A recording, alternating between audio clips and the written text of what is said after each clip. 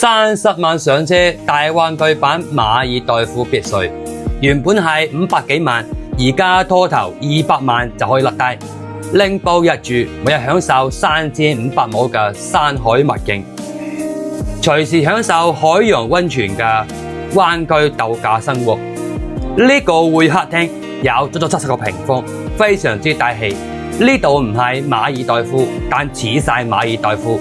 呢度係大灣區僅有嘅山海溫泉度假區，前後花園加埋有150個平方，門口可以泊低2部車。呢度唔單止係你屋企，仲係網紅打卡地。